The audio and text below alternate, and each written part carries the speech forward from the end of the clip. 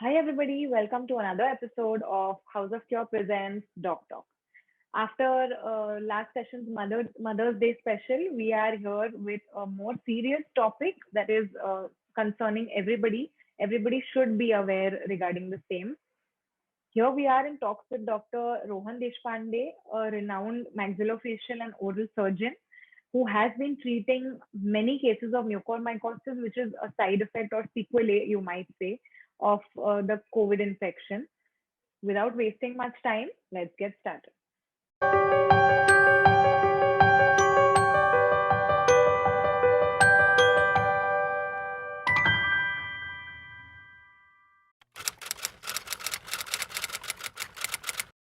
Hi, everybody. Welcome to Doc Talk episode 7. Here we are today with Dr. Rohan Deshpande. We're talking about the most undetected and the most gruesome side effect or sequelae of the COVID-19 infection, which has been overlooked or has been coming into play right now, which is extremely dangerous because considering the number of patients coming with the disease infection symptoms, it is alarming. So here we are to talk about mucormycosis with Dr. Rohan Deshpande. He is an oral and maxillofacial surgeon here to treat all the patients with mucormycosis. Hi, doctor. Hello. I would, at the outset, I would first congratulate the whole team of House of Cure for actually starting these kind of series so that we actually educate the masses regarding this deadly disease. It's kind of an epidemic in this pandemic of mucormycosis. And as a doctor, to be very honest, I would not like to operate on these patients because the quality of life actually goes down very fast, and it is not very good to see the patient post-operatively, but that's how it is. And we are facing this problem and we have to go through this as well. So such kind of programs, such kind of webinars, or any ways in which we can actually educate the general public, it would be really nice. So rightly said, doctor. I think it's always better to prevent rather than treat. So Yes. hoping that more and more people hear about this so that they can detect it at an early stage or try to avoid it in whatever way they can. So Yes, if we precisely. can start by discussing why are COVID-19 patients facing fungal infections in general? Is there any insight about that? Okay, so there are three basic things that you need to know. That COVID virus is basically, you as a human being, you don't get infected by virus day in and day out. So once you have a viral infection, that indicates that your immunity is low. So that's the major point. Your immunity is Right. low. Second point is the medication that has been administered, wherein high doses of steroids, intravenous steroids is given. That is also known to hamper the immunity and delay healing. That is another problem. Third major issue that has come up is the use of oxygen humidifiers uh, containing regular water, tap water, rather than use of distilled water.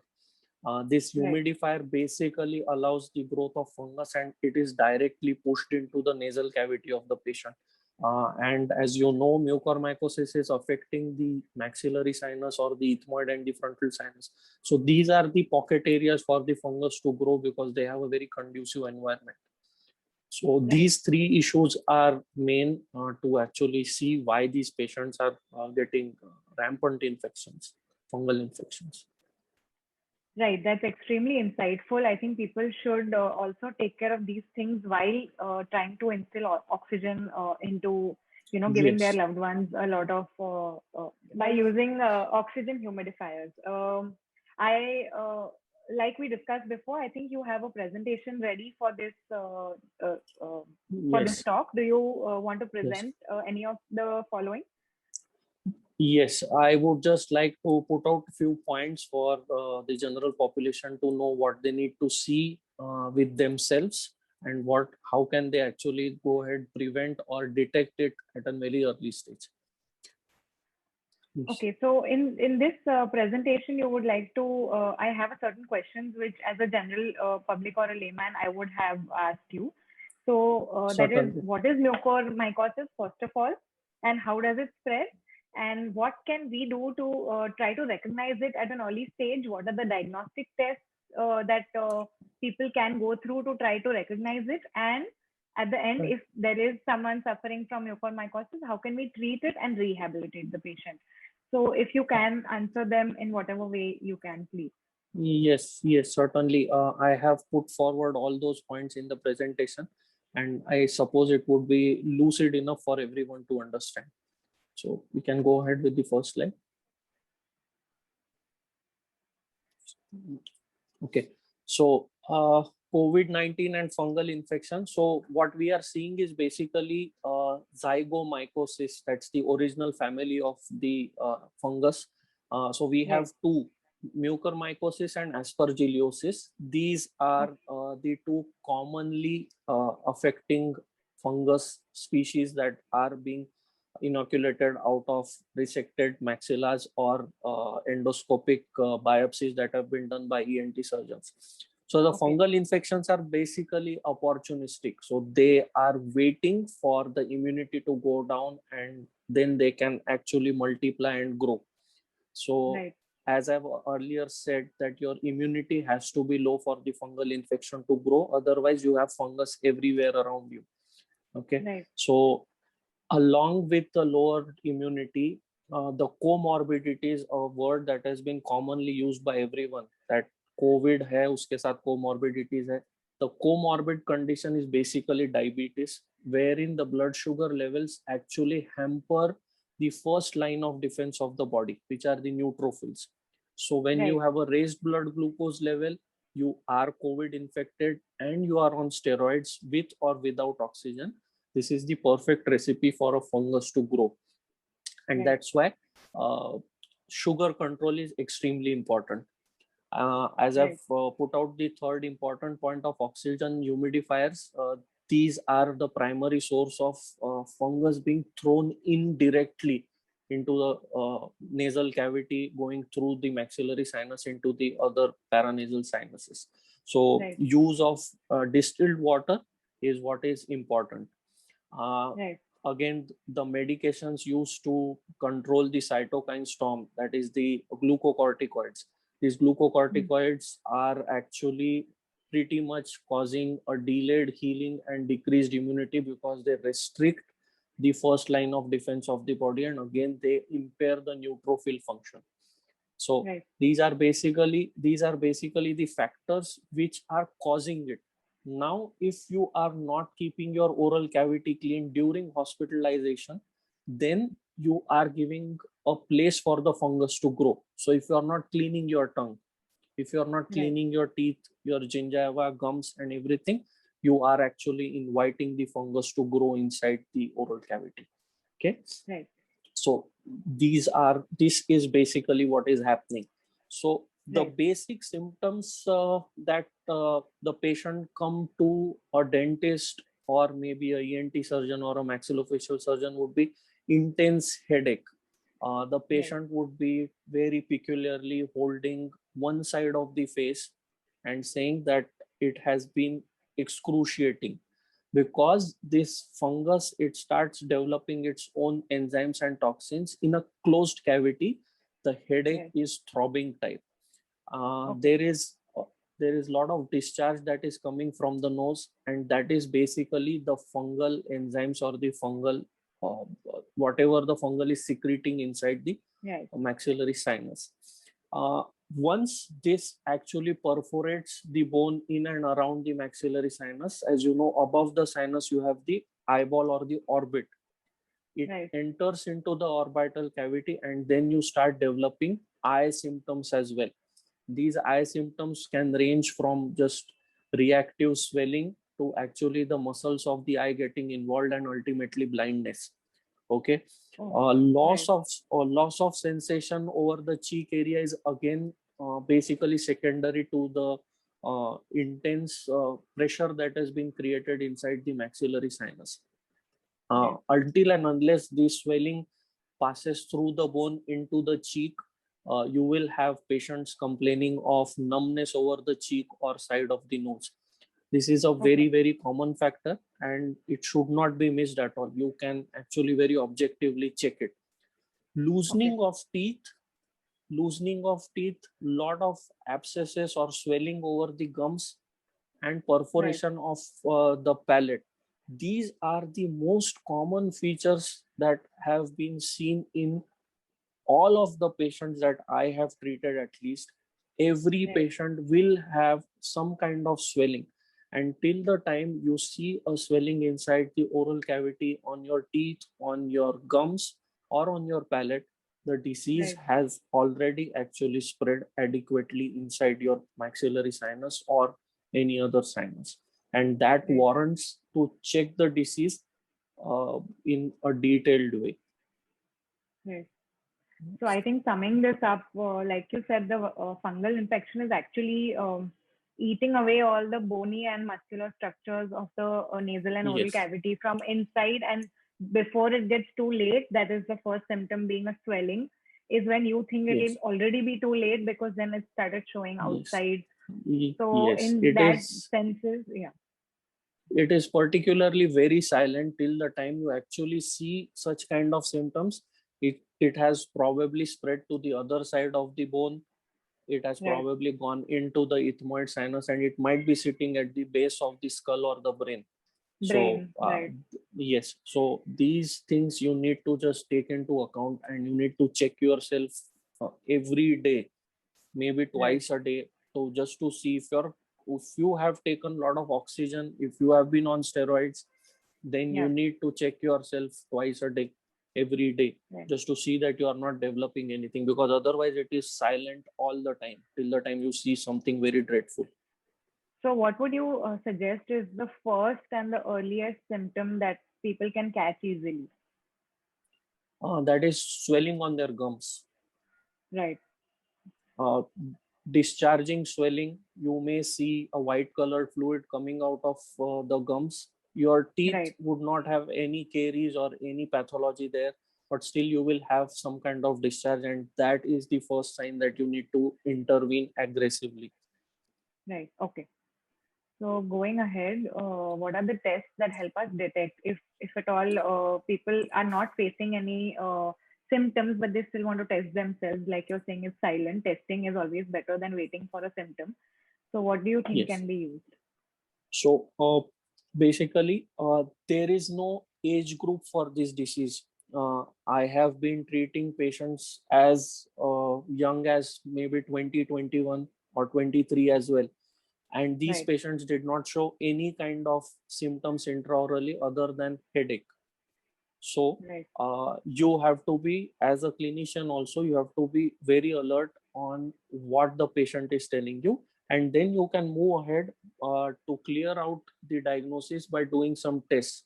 The gold standard test is the biopsy, wherein we take a small piece of the maxillary sinus membrane or tissue, Right. and we subject it to histopathology.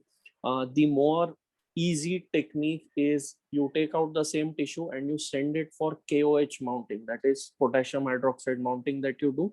You get Right. results immediately within 6 hours or 7 hours, and you can see fungal hyphae. That's the technical term that has been used. So if you see a report which shows fungal hyphae, then you must know that there is a aspergillosis or a mucormycosis infection in that patient. Right. CT scan of face or sinuses, or commonly known as CTPNS, that is posterior nasal spine. You basically Right. look out for all the sinuses wherein Hmm. the fungus is going to grow, because that's the Hmm. conducive environment for the fungus. It won't be Right. growing anywhere else but in cavities which are moist. Right. Right. MRI of brain and eye, when you know that you have a swelling of an eye or discharge from the eye with a patient who has had COVID history, who is showing oral symptoms as well, you Right. must do a MRI brain along with orbit, just to be doubly sure that the disease has not entered into the brain, or it has not involved the layering of the brain that we call as meninges. And then Right. final is a fungal culture. This is not advised because it takes almost 2 to 3 weeks for the fungus to actually grow. Result to come. And Right. yes, and in this time, you may even lose the patient. So Okay. the test of choice is a KOH mount, CT scan to actually fortify your diagnosis, and a biopsy is Right. always a gold standard. So these things you can actually plan before you completely evaluate the patient also. These things you should Right. just know. If you see 1, 2, 3 symptoms, then you take all these things into account and you go ahead with the diagnostic test, because time is of essence here. We cannot Right. actually wait for more than 2, 3 days, because the picture changes immediately. So if you do a CT So scan you think today it and is you do, a right? yes, Do you think it is a fast-growing fungus that should be extremely, detected immediately? extreme, Okay. yes, extremely fast growing, and you need to detect it as soon as possible and ask the patient to get treated as soon as possible. That gives us the best chance. Right. So then coming to the treatment options for the same, uh, please go on. Yes, yes. So the treatment is basically twofold. One, it is surgical. Hmm. Surgical treatment is by far the mainstay of treating mucormycosis or aspergillosis, because whenever the bone is necrosed or dead, a dead tissue or dead bone will give more space and area for the fungus to grow. So Right.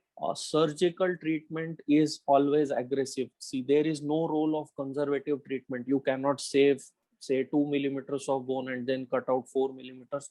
No, you have to remove whatever has come in contact with the fungus. So Right. there is, in cases where the patients are young and you have to, you cannot actually go ahead and resect and remove jaws. What you can do is Hmm. you can subject the patient to serial debridement or serial cleaning of the sinuses, wherein we go in, clean the sinus surgically, we Hmm. pack the sinus with medicine, and when then we see the patient for next 72 hours. If the patient is improving, we may not do it again, but if the patient is not improving, we go in again, we clean it again. This Right. is a slightly older kind of a technique, not used right now, considering the number of cases that we see. Jaw Right. resections and complete jaw removals are the best way to go ahead, wherein we Right. just remove some amount of normal tissue along with the necrosed and the dead bone. So we don't allow the fungus to grow into the normal bone. This Right. remains the best way wherein we control the uh, disease and the fungal growth. Functional Right. endoscopy is done by an ENT surgeon. Uh, as far as maxillofacial surgery goes, we actually cannot enter the sphenoid sinus or the ethmoid Right. sinus or the frontal sinus directly. So the Right. best way is to go ahead with a team of an ENT surgeon, a neurosurgeon, and a physician. And the ENT surgeon can very well go ahead inside through the nose, debride, clean the ethmoid, frontal, and the sphenoid sinus, thereby actually treating an advanced disease as well, where the disease is just sitting below the brain. We can still Right. treat the patient and we can get back the patient to normal. So that one thing is very important. And once this is done, after such an ablative procedure, post-surgical rehabilitation with the help of a maxillofacial prosthodontist is very important, wherein you can actually improve the quality of life of the patient. So Right. this is a wholesome way of treating a patient of mucormycosis. This is Right. the way forward. But doctor, in cases where the patient is already infected with COVID and the treatment for the same is going on, how do you think they can overlap the treatment, or does this happen simultaneously, or do we wait for the patient to get a little less, like the No, COVID infection to get a yes. little less severe? Actually, we have had cases wherein we had to operate patients who were just 5 days into their treatment, and there is no Right. other way. We have to go in, we have to take a risk as a doctor as well. We have to wear all Right. the protective kits. We have to go in, we have to clean it up, and unless and until we actually reduce the fungal load, the Hmm. other values of the patient, the other diagnostic values for COVID that we check, like the C-reactive protein, will always be Right. raised. The Right. second important thing is, once you have a fungal infection, there is always a concomitant bacterial infection.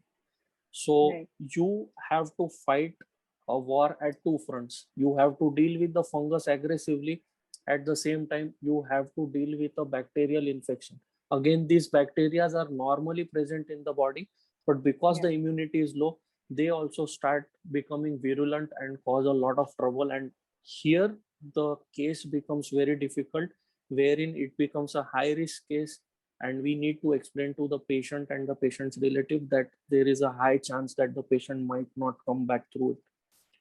Right. That that is how we I go think ahead. coming to the medicinal treatment for the same. Okay. So see, this kind of disease was never seen so rampantly. What we Right. could see was 1 or 2 cases of patients who were not maintaining their blood sugar levels, the normal term called as uncontrolled diabetes. Second, patients who were in terminal stages of HIV, like cases Right. with full-blown AIDS, generally do get mucormycosis infections, and these infections are also there in lungs and the stomach area of the patients as well. So this was not seen very regularly. So these medicines, what we have for mucormycosis or aspergillosis, are not very easily available. Right. So what we basically do is the drug given is amphotericin B. So Okay. this is the first antifungal drug that has been given and that has been tried, and it is fungicidal. Means it kills the fungus. It does not Okay. stall its progress. It kills the fungus. The Okay. next one is the fluconazole, itraconazole, posaconazole. These are all medications which support amphotericin. These are Right. not the first line of drugs, but they have their own role in maintaining an environment which does not allow the fungus to grow. Right. So injectable forms naturally have a faster action, and Right. they are more toxic to the body. Like they are traumatizing the kidneys because they get filtered through the kidneys. So always watch out. There is a small little problem that comes along with prescribing amphotericin is a patient going into acute renal failure or acute kidney damage. So Right. a different formulation of amphotericin B, that is lipolyzed amphotericin B, is available. So patients who are going ahead for treatment, try and buy that kind of drug which will not cause damage to your kidneys. Kidney. Oral Right. medications is slow, but the action is bit softer, and it can prevent recurrence of this disease. So the drugs like posaconazole is available in syrup form as well, and it is available in tablets as well. So you can give this drug over a maintenance period for more than 40-45 days just to prevent any kind of recurrence happening. So Right. even if the patient is immunocompromised for more amount of time, you are still making it sure that the patient does not develop a fungal infection. Right. I think we can come to the complications for the same. Yes, so the most important complication that we have seen in last month or so is meningitis, wherein Right. the infection is just perforating the skull base, going into the brain and affecting the covering of the brain, which is called as meninges. It is just a protective covering that has been given, and because of meningitis you have other complications wherein a patient loses control over a lot of his activities. There is a lot of Right. vomiting, there is a lot of nausea leading to weight loss and other complications. Brain Right. abscess is another complication associated with the brain. It is a localized brain abscess that happens, but again, you have to intervene because you may lose the patient in such cases. Blindness is secondary to the disease, perforating the eyeball, going into the socket of the eyeball, and then Yeah. involving the muscles and the nerves of the eye. Osteomyelitis is now what we can commonly find a term called as fungal osteomyelitis. The fungus actually involving the maxillary bone or the upper jaw bone. This is Right. what is basically the osteomyelitis. Secondary Right. bacterial infection I have already discussed. Sepsis is when the bacteria take over the fungus, and the bacteria are in such a position that they do not allow the body to come back to its normal function, which generally leads to multi-organ failure, and the last step is death. So death being the ultimate complication, we try and do the procedures of surgeries, medications as soon as possible, so as to prevent Right. the patient from going into the ultimate complication of the disease. Right. So I think once we've discussed how it causes mucormycosis and how you detect it, how you can treat it along with your present COVID infection which is happening, and because of your current COVID treatment, most of the other diseases also show because of your steroids and because of the other things that you're taking to try to treat COVID, and the Yes. complications that it can cause are severe and might lead to a fatal incident. So trying to avoid that is our main initiative here when we are Absolutely. talking about it in the first place. I think after all these things, rehabilitation can always happen with the help of a dentist or a maxillofacial surgeon and Yes. a maxillofacial prosthetic doctor. All these things Yes. can be of help to all the patients who have already been affected by this disease. Anything else you would like to add, doctor, to this conversation? Yes, I would just like the patients to be extremely aware of what is happening with them. Right. I know that the COVID infection already takes a toll on you physically and mentally, but Right. it is of prime importance that we actually prevent this kind of complication. So keep Right. checking yourself, keep getting dental checkups done. Do not Right. do not push ahead, just push forward something that you have seen inside your clarity, and no, I'll see it tomorrow, I'll see it. No, please don't do that. Get it checked Right. immediately, and do not waste time. Once you have been diagnosed, please do not waste time to get treated. That is the only Right. way that we can prevent death, because it is a highly mortal condition. 8 Right. out of 10 patients are being lost because of undetected fungal infections. So Right. we have to be extremely careful, extremely careful.